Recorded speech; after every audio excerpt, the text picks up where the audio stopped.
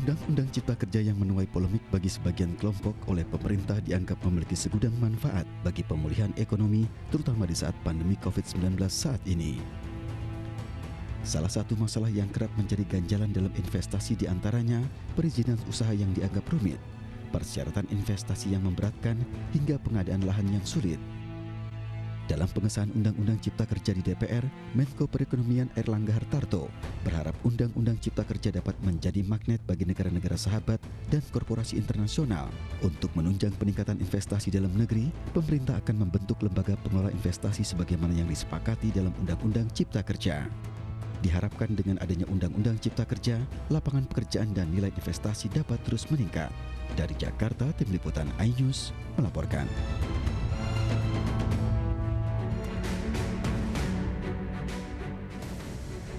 Pemirsa, kembali di Prime Show with Ira Kusno. Dan saat ini saya sudah terhubung dengan Ketua Umum Konfederasi Aliansi Serikat Buruh Indonesia, Nining Elitos. Dan nanti kita akan juga berhubungan dengan Ketua Komite Ketenagakerjaan Kadin, Bob Azam. Mbak Nining, selamat malam Mbak Nining. Selamat malam. Iya. Mbak, ini kan sebenarnya pada saat perumusan Undang-Undang Cipta Kerja, teman-teman dari Serikat Pekerja dilibatkan. Nah, harusnya itu kan ada pembahasan juga pasal per pasal begitu ya. Kenapa sekarang yang ada Serikat Pekerja malah rame-rame berdemonstrasi, Mbak? Ya, pertama perlu saya luruskan, saya klarifikasi ya, agar tidak salah persepsi. Sejak dari awal kami sebagai organisasi yang terdaftar di Kementerian Tenaga Kerja memang tidak pernah diajak secara terbuka sejak dari awal. Kita tahu isu rancangan Undang-Undang Cipta Kerja yang disiapkan oleh pemerintah itu adalah dari berbagai macam media sosial, dari statement pembantu presiden waktu itu. Nah, kemudian bicara tentang hiring gitu ya, pekerja yang mudah didapat dan mudah di PHK. Terus Menteri Tenaga Kerja juga menyampaikan tentang persoalan bagaimana ke depan upah buruh berdasarkan satuan atau jam gitu ya gitu. Sebentar Mbak Nining, kita nggak masuk dulu ke sana ya Mbak. Kita mau mengklarifikasi karena ada beberapa aliansi atau serikat pekerja yang memang diajak untuk membahas ini. Nah, kalau Mbak Nining tadi mengaku kalau dari serikat pekerja yang Mbak Nining pimpin ini tidak diajak secara langsung, tapi tetap ada yang sebenarnya diajak berdiskusi tentang ini ya. Sebenarnya diajak berdiskusi itu kan mensosialisasi rancangan Undang-Undang Cipta Kerja ketika sudah mendekati diserahkan kepada DPR. Kalau sejak dari awal pelibatan publik sebagai organisasi serikat buruh, di kementerian itu ada 10 konfederasi organisasi serikat buruh. Salah satunya Konfederasi Kasbi adalah tidak pernah terlibat.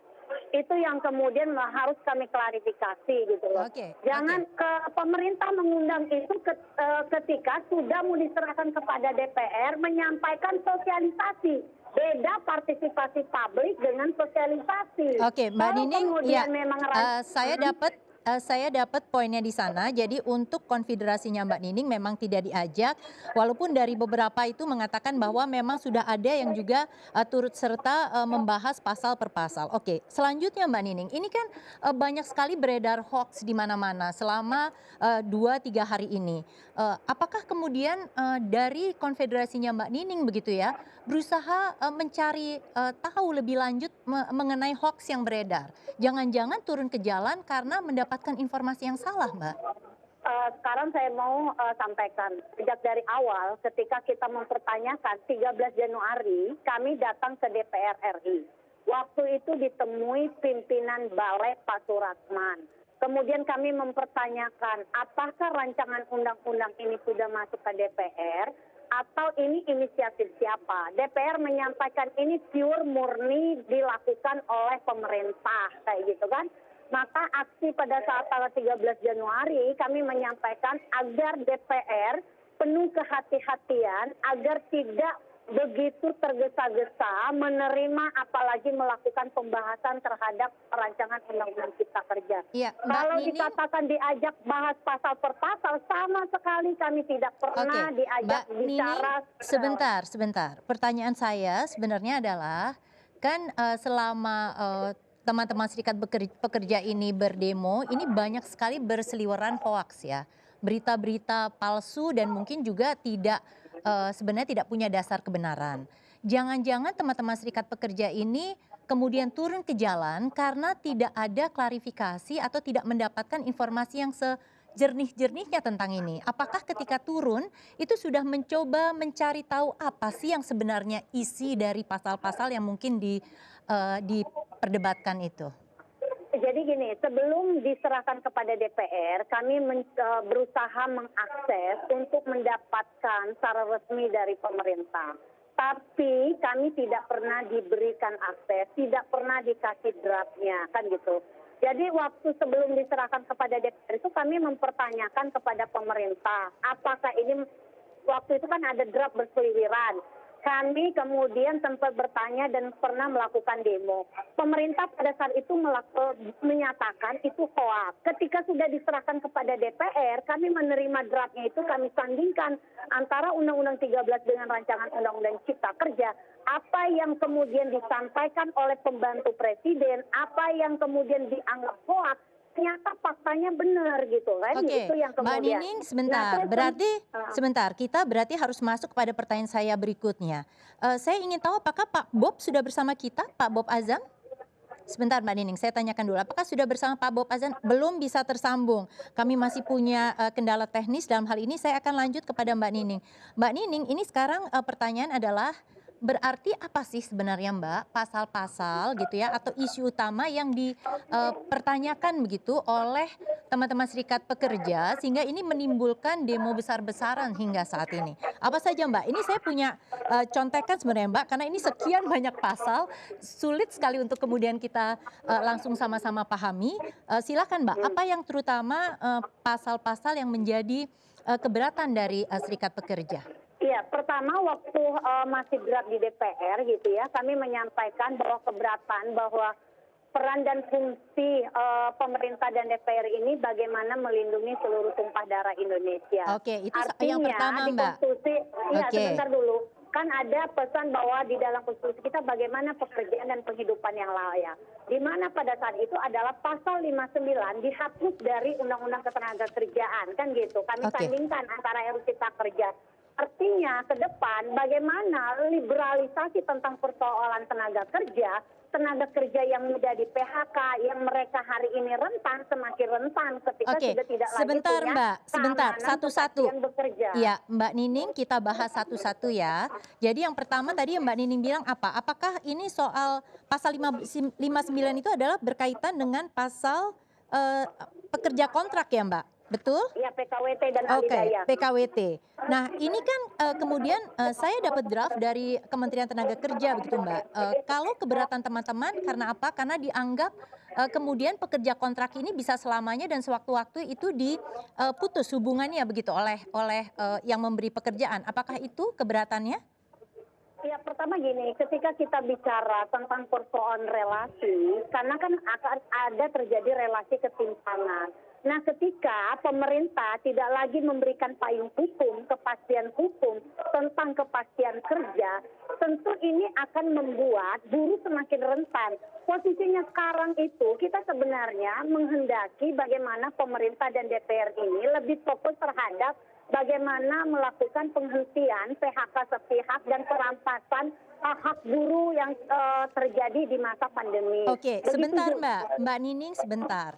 Ini saya mendapatkan dokumen dari Kementerian Tenaga Kerja sekali lagi ya Mbak. Jadi ini bukan saya hanya bacakan saja.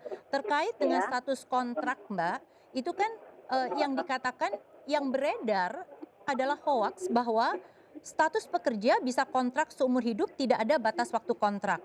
Padahal sebenarnya di dalam pasal itu harus justru pekerja kontrak dilindungi hak-haknya sampai pekerjaan selesai dan setelah kontrak berakhir pekerja berhak mendapatkan uang kompensasi. Apakah ini diketahui oleh Mbak Nining dan teman-teman, Mbak? Apakah ada dokumen yang diberikan kemudian untuk mengklarifikasi hoaks yang muncul di kalangan serikat pekerja? Persoalannya Mbak, kita tidak diberikan oleh pemerintah dan DPR apa yang kemudian dalam detik-detik mengenai akan disahkan. kan gitu. Kami masih membandingkan draft Undang-Undang Cipta Kerja dengan Undang-Undang 13. Nah, ketika itu kemudian tidak ada pembahasan secara terbuka, tiba-tiba ketuk palu dan kita tidak tahu isinya apa gitu kan. Ini kami meyakini bahwa kalau memang itu dikembalikan kepada Undang-Undang 13 gitu ya, kenapa harus dipaksakan di dalam RUU Cipta Kerjanya, dalam Undang-Undang Cipta Kerja. Oke, Mbak Nining, sebentar. Pak Azam ini sudah bersama kita, Pak Bob Azam. Selamat malam, Pak Bob, Ketua Komite Ketenagakerjaan Kadin. Pak Bob, bisa mendengar saya, Pak? Bisa. Iya.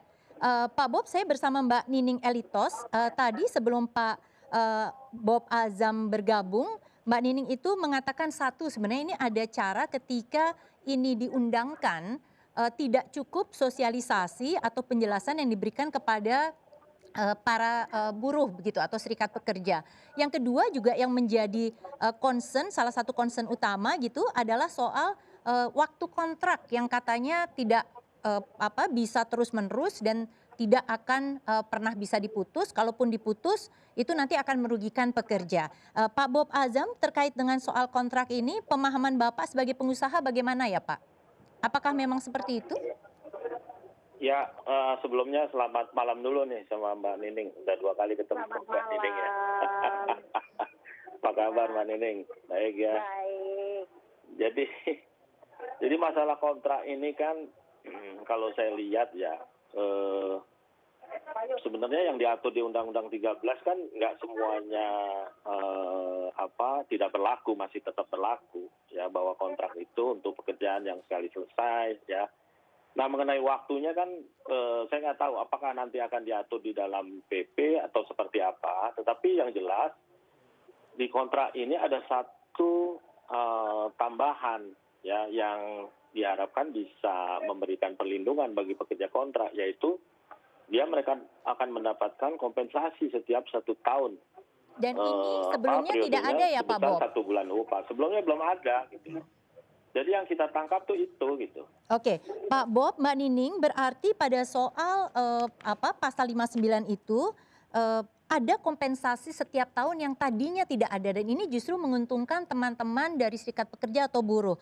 Yang harus terus dijaga sebenarnya adalah pada peraturan turunan mengenai waktunya. Nah ini Mbak Nining, mungkin teman-teman memang harus lebih melihat secara detail begitu, karena tadi Pak Bob juga mengatakan ini yang belum ada ya Pak. Pak Bob, tadi sebelum Bapak masuk, Mbak Nining itu sempat menyatakan salah satu yang menjadi keberatan adalah dianggap Undang-Undang Cipta Kerja ini tidak cukup melindungi buruh, terutama pada saat pandemi mau di PHK. Ini kaitannya adalah pada soal pesangon mungkin ya, salah satunya Mbak Nining begitu, sehingga yang tadinya harusnya di undang-undang lama 32 kali, ini sekarang hanya menjadi 25 kali. Dan kemudian juga ketika mau di PHK ini konsekuensi bagi pengusaha ini lebih minim dibandingkan undang-undang yang sebelumnya. Pak Bob, tanggapan Anda? Ya, jadi 32 itu kan jumlah yang cukup besar ya. Dan ini menyangkut mereka yang sudah kalau saya nggak salah 24 tahun masa kerja gitu loh. Ya. Kemudian berubah menjadi 25, ya bagi kami ini 25 juga masih tetap tinggi ya. Karena kan filosofi pesangon itu kan sebenarnya upah untuk waktu tunggu sebelum dia mendapatkan pekerjaan yang lain gitu loh. Nah jadi kalau orang sudah 24 tahun masa kerja, ini persoalannya bukan masalah waktu tunggu lagi, tapi persoalannya pensiun gitu loh. Nah kalau pensiun kita selesaikan di ranah pensiun, jangan di ranah pesangon lagi gitu loh. 6 kalinya Pak Bob ini menurut ketentuan sekarang dibayar oleh pemerintah. Artinya ini memang undang-undang yang lebih menguntungkan gitu, memberi karpet merah untuk pengusaha, dan berarti kurang pro dalam hal pesangon ini kepada buruh begitu? Jangan dilihat karpet merahnya. Nah kenapa 6 kali ditanggung pemerintah? Karena dikhawatirkan 25 itu juga cukup tinggi sekali gitu loh bagi pengusaha. Nah dengan 6 ditanggung pemerintah sebenarnya untuk memberi kepastian kepada pekerja, ada 6 loh yang dikelola pemerintah gitu loh. Nah, kenapa ini dilakukan? Karena tingkat realisasi pesangon ini juga kecil, hanya 7% yang bisa membayar pesangon setinggi itu gitu loh. Dan ini sudah bertahun-tahun ya. Nah, ini kan menunjukkan bahwa sebenarnya ini undang-undang ini jauh dari realitas gitu. Jadi lebih baik kita membuat suatu undang-undang yang lebih realistis tetapi meningkatkan kepastian ya. Oke, sebentar, Kemudian saya potong juga di sana Pak Bob, sebentar. Mbak ya, Nining, jadi argumentasinya Pak Bob adalah lebih baik kita mungkin turun angkanya tetapi lebih pasti. Karena sebelumnya angkanya tinggi tetapi juga tidak terrealisir begitu. Mbak Nining, tanggapannya bagaimana? Iya, pertama kita kan bicara tentang hubungan kerja, tentu ada hak dan kewajiban gitu kan gitu. Hak dan kewajiban ini seperti apa gitu ya, tentu sudah diatur oleh peraturan perundang-undangan. Kenapa pada saat itu dipertimbangkan sampai tentang persoalan pesangon, sebenarnya tidak hanya persoalan pesangon yang diproblemkan gitu ya, tapi juga tentang proses bagaimana tentang pemutusan hubungan kerja. Di dalam Undang-Undang 13 dengan Undang-Undang Cipta Kerja itu ada terjadi perbedaan. Selama ini perbedaannya apa? Di dalam Undang-Undang 13 itu ketika pengusaha untuk melakukan pemutusan hubungan kerja, semaksimal mungkin itu tidak terjadi.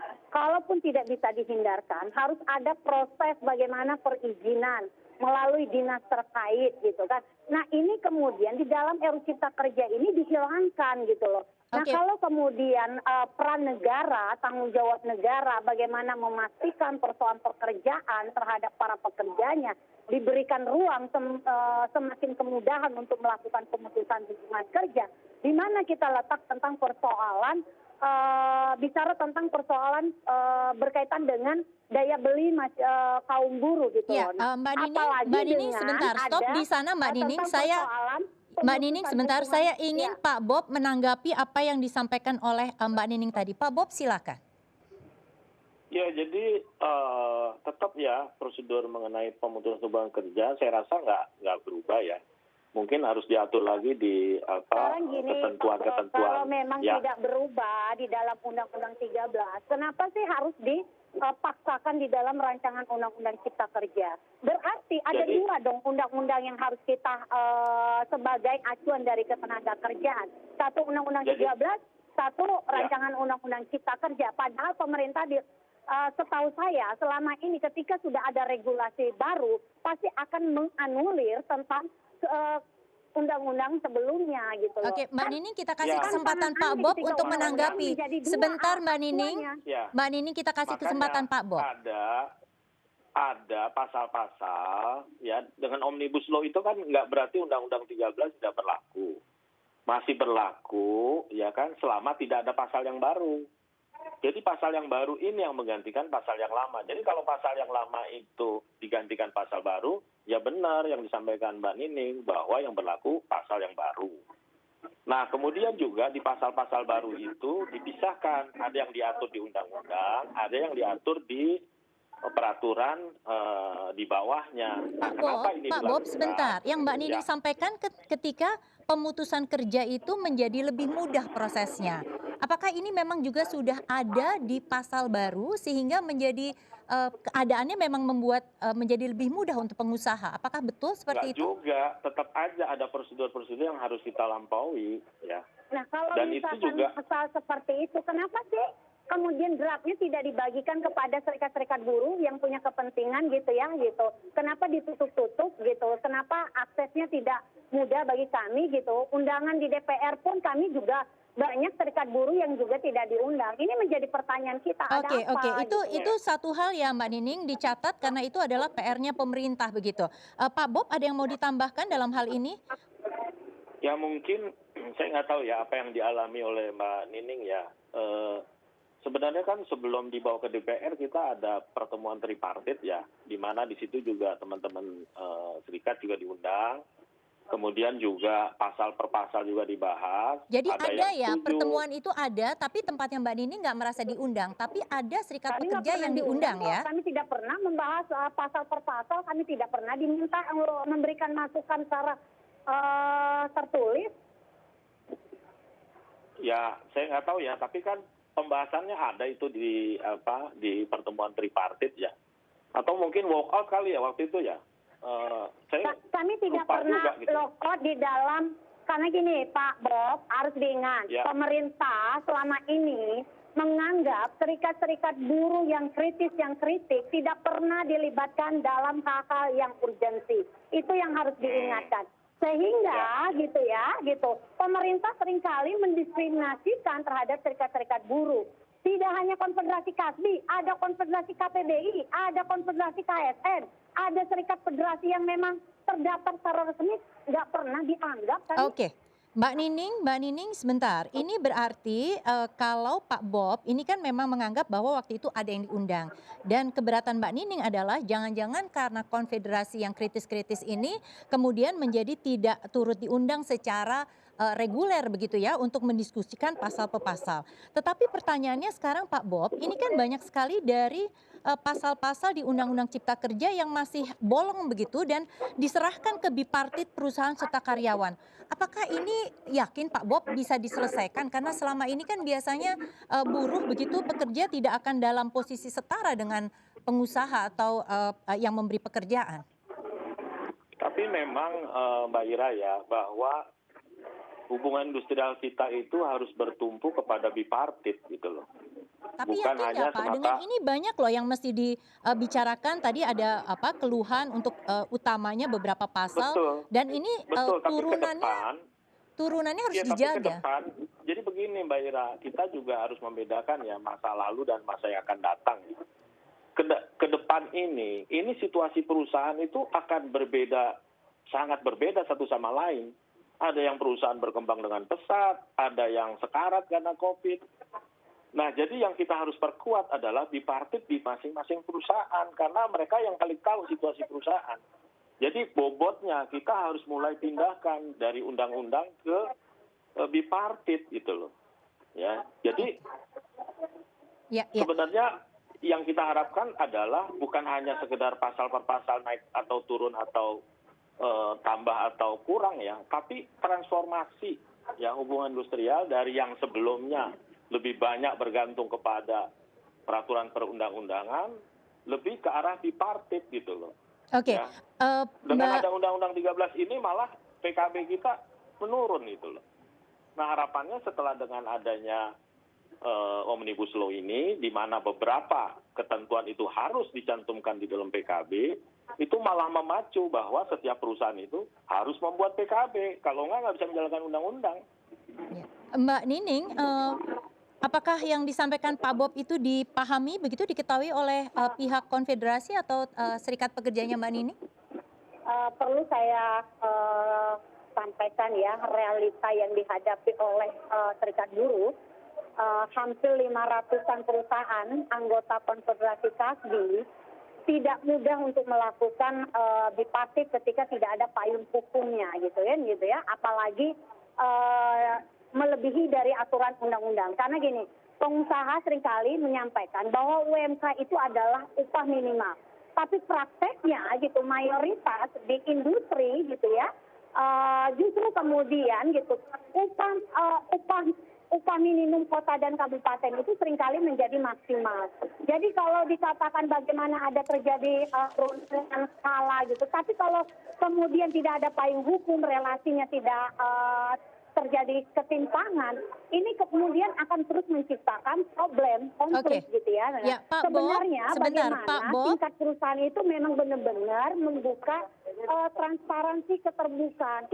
Buruh juga manusia kok. Nggak mungkin perusahaan yang benar-benar situasinya semakin buruk kita akan terus memberikan tekanan. Kan kita juga ada kok perusahaan, tapi tidak banyak. Yang banyak itu adalah justru kemudian perusahaan yang besar, yang banyak juga tidak mau patuh kepada aturan hukum, sehingga seringkali tidak menjalankan apa yang menjadi aturan. Sebentar, Mbak Nining kita tahan di sana, kita kasih kesempatan Pak Bob bicara. Pak Bob, tanggapannya silahkan.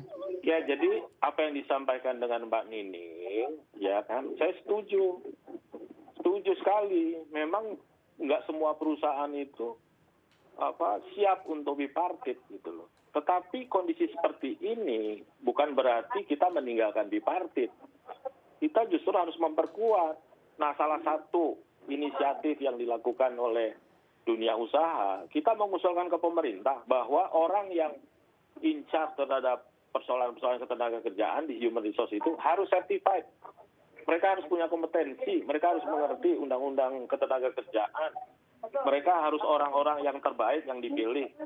Cream of the cream, bukan orang-orang sisa gitu. Mbak Nining, sekarang jadi memang ini harus saya diperbaiki.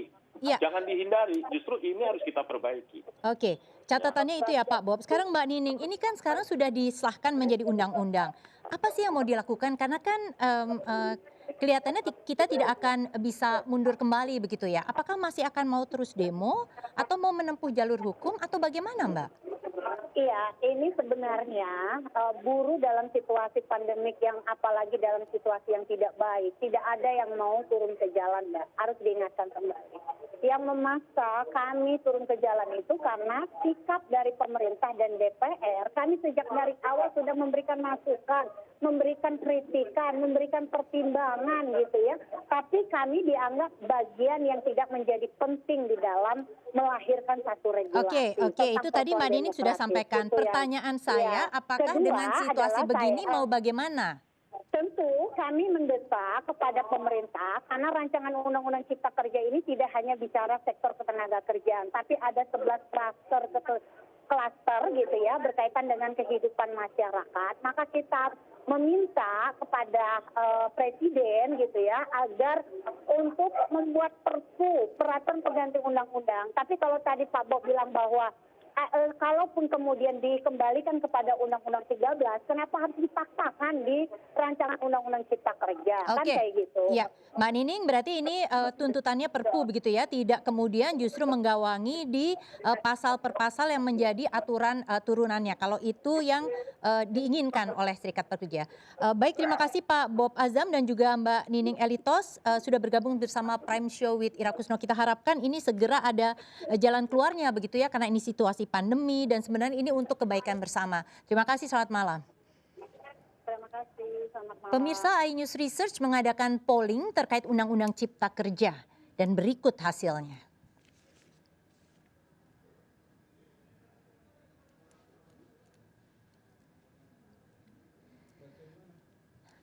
Anda bisa saksikan bahwa di sini ada platform Twitter dan kemudian Instagram serta YouTube. Pada akun YouTube, ini responden yang ikut adalah lebih dari 100.000 dan pada akun YouTube tampak 17% responden merasa optimis. Sementara 83% merasa pesimis dapat memperluas lapangan kerja. Pada akun Twitter, sebanyak 12,3% menjawab optimis bahwa undang-undang ini memang bisa menciptakan kerja yang lebih luas, namun 87,7% merasa pesimis. Sementara pada akun Instagram, sebanyak 33% optimis bahwa Undang-Undang Cipta Kerja ini dapat memperluas lapangan kerja, namun 67% merasa pesimis. Dan pemirsa, ini kelihatannya adalah PR besar untuk pemerintah untuk terus menyuarakan dan mengklarifikasi tentang pasal per pasal. Tentu juga kita harus menjawab pertanyaan dari publik dan pesimisme terhadap Undang-Undang Cipta Kerja ini.